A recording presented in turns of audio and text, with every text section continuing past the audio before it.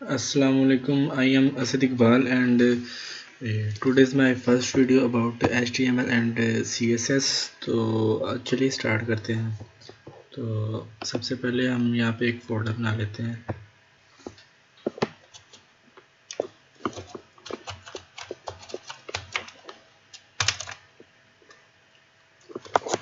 हमने इसे सबसे पहले ओपन किया और यहाँ पे जहाँ पे ऊपर क्लास 1 नज़र आ रहा है यहाँ पे हमने क्लिक किया जैसे इसको, और यहाँ पे हमने लिख देना CMD, तो एंटर कर देना है। इसके बाद ये स्क्रीन ओपन हो जाएगी विंडो की, और फिर देन हमने यहाँ पे लिखना है कोड स्पेस डॉट, एंटर कर देना है। तो हमारा VS स्टूडियो ओपन हो जाएगा। तो VS कोड है बेसिकली HTML और CSS वगैरह और दूसरी लैंग्वेजेस को यूज़ करने के लिए एक एडिटर। तो ये आगे आगे do you trust the author and the file? Yes I trust. तो ये मेरा फोल्डर ओपन हो गया इसमें। तो हमने यहाँ पे फाइल बना लेनी है इंडेक्स डॉट HTML, ठीक है। तो बेसिकली हम स्टार्ट करने जा रहे हैं HTML, तो हमें उसका ही पेज बनाना है।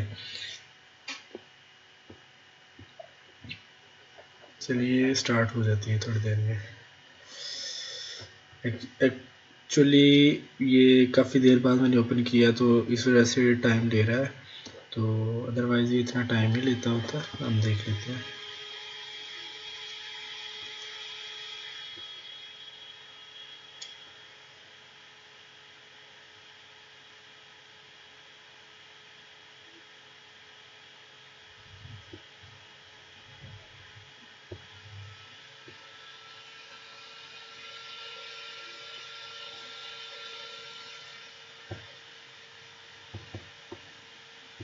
क्यों इतना टाइम ले रहा है?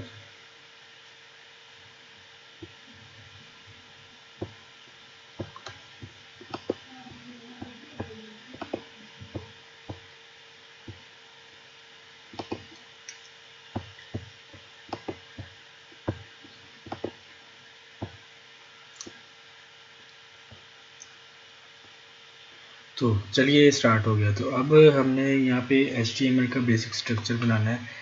तो HTML जैसे देखा लिखा, तो यहाँ पे हमें जो सा क्या नाम है, शॉर्टकट से पता चल गया इसके। तो HTML5 हमने यूज़ करनी है, तो यहाँ पे HTML5 पे क्लिक किया तो ये आगे इसका बेसिक स्ट्रक्चर आ गया, जिसमें डॉक टाइप है, HTML जो सा टैग है, फिर हेडिंग टैग है और बॉडी टैग है। तो HTML मतलब पेरेंट टैग है और इसके अंदर दो टैग हैं, हेड और बॉडी। हेडिंग वाले में हम जो सी भी अपने अटैचमेंट्स करना चाहेंगे CSS वगैरह का, तो वो वाला यहाँ पे लिखेंगे, और बॉडी में हम अपना सारा बॉडी का स्ट्रक्चर जो सा हमने सारी HTML जो सा पेज बनाना है वो वाला लिखेंगे।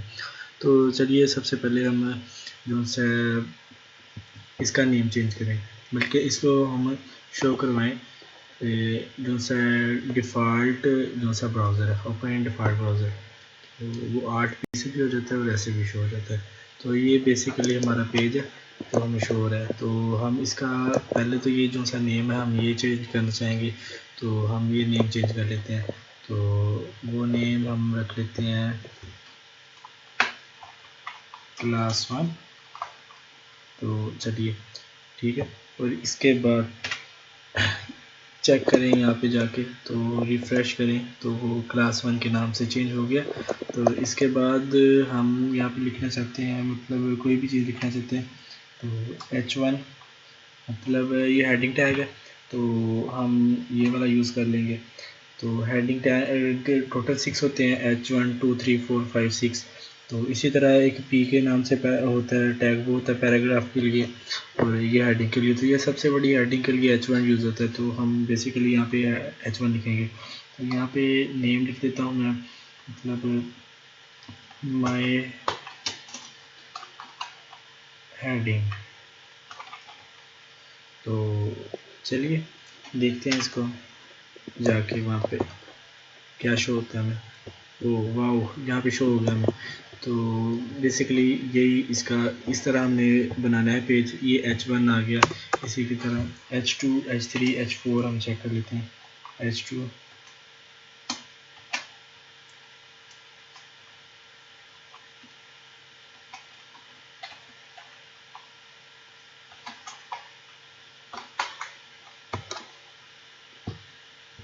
हेडिंग टू देखिए। और इसके बाद हम अगर पैराग्राफ के नाम से पी के नाम से हम टैग बनाए तो ये देखिए, और यहाँ पे लोरेम इप्सम, तो ये देखिए यहाँ पे शो हो जाएगा।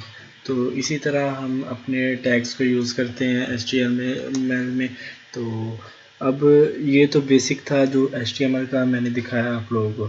तो इसमें देखा जाए तो जो सा अब इसके टैग्स वगैरह की बात करें, टैग्स क्या चीज़ है और जो सा इसका बेसिक स्ट्रक्चर क्या है, तो उसके बारे में बात कर लेते हैं। तो जो हेड है ना, हेड में जो सी भी मेन इंफॉर्मेशंस होती हैं इसके बारे में, पेज के बारे में, वो हम लिख देते हैं। जैसे मेटा डाटा वगैरह हो गया, टाइटल हो गया इसका, अगर CSS अटैच करनी तो उसके लिंक्स वगैरह लगेंगे, या किसी और चीज़ के लिंक्स लग सकते हैं। बॉडी में जैसे कि आपने देखा यहाँ पे बॉडी में ये सब चीज़ें शो होती हैं, ठीक है। यहाँ पे हमने बनाना होता है, ये सारा काम बॉडी में ही होना होता है, ठीक है। स्टाइलिंग वगैरह की हम बाद में बात कर लेते हैं। तो H1 में देखे जो सी है H1, अब देखा होगा कि आपने यहाँ पे भी लिखा हुआ है H1, यहाँ पे भी लिखा हुआ है, लेकिन यहाँ पे स्लैश है। तो ये बेसिकली जो सा H1 है, ये टैग है जो सा हेडिंग 1 के लिए, मतलब हेडिंग 1 मतलब पेज में सबसे बड़ी हेडिंग के लिए। हम कस्टम स्टाइलिंग करके इसका साइज़ छोटा बड़ा कर सकते हैं, लेकिन जो सा डिफ़ॉल्ट है वो ये वाला है, ठीक है। तो आगे इसके अलावा जो सा ये सिंगल टैग और डबल टैग का भी आपको बताऊँ। तो पेयर टैग जो सा है, ये पेयर टैग है जिसके अंदर हमने जो सा लिखना होता है वो होता है पेयर टैग। और जो सिर्फ सिंगल होता है, मतलब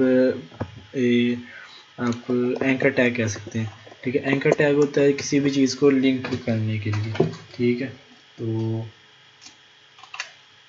जिसमें इसमें हम href के नाम से लिंक लगा सकते हैं, ठीक है। तो वो जैसे भी होता है, रिक्वेस्ट भेजनी हो, लेनी हो, या फिर कहीं पे जाना हो तो वो हम जा सकते हैं, ठीक है। तो यहाँ पे हम यहाँ पे लिख भी सकते हैं जो से है इसके अलावा जो सा है ये डबल टैग भी है, एंकर टैग जो सा, और जो सा पैराग्राफ भी ये पेयर टैग है, ये सब पेयर टैग है इस वक्त। तो इसके अलावा अगर हमें HTML के साथ CSS वगैरह यूज़ करनी हो तो हम उसके साथ जो सा अलहदा से उसका पेज बना सकते हैं। तो वो वाला पेज बनेगा, लिंक देखिए ये सामने आ गया, ठीक है। तो यहाँ पे हम href में उसका पाथ देंगे style.css, ठीक है, style.css, ठीक है। तो यहाँ पे हमने आर्ट प्लस क्लिक करना है, आर्ट प्लस क्लिक। तो आर्ट प्लस क्लिक करेंगे तो ये क्रिएट फाइल पे क्लिक कर देना, तो ये वाली इसका अलग से फोल्डर बन जाएगा। अब ये लिंक हो गई है। तो अब इसके अलावा जो सा यहाँ पे चलो ठीक हो गया, ये सही हो गया। तो इस तरह करके हमने जो सा इसको अटैच कर लेना। अब हम अगर इसके अलावा होता है कि इसको यूज़ कैसे करना, उसके लिए ID क्लास वगैरह के साथ हम अटैच करके इसको यूज़ कर सकते हैं। तो इसी तरह जो सा वीडियो का टाइम भी कंप्लीट होने वाला है। तो हम बेसिक स्ट्रक्चर की हमें समझ लग गई है। तो इसके अलावा हम नेक्स्ट जो सा काम वर्क जो सा स्टाइल और CSS में हम नेक्स्ट सेशन में करेंगे।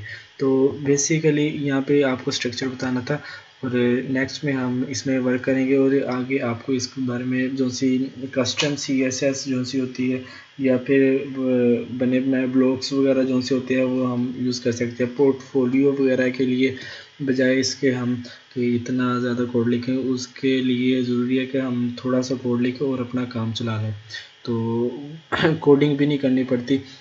टेलमेंट CSS वगैरह का हम यूज़ करना सीखेंगे, और बूटस्ट्रैप वगैरह का यूज़ सीखेंगे। लेकिन टेलमेंट CSS मेरे ख्याल में इसमें ज़्यादा बेस्ट रहेगी, क्योंकि उसके बिल्ट इन लाइब्रेरीज़ वगैरह बहुत ज़्यादा काम दी जाती हैं। बूटस्ट्रैप की भी इसी तरह बहुत ज़्यादा हमें आसानी हो जाती है। तो इसी तरह हम सब का यूज़ करना सीखेंगे। तो इसी के साथ अल्लाह हाफ़िज़।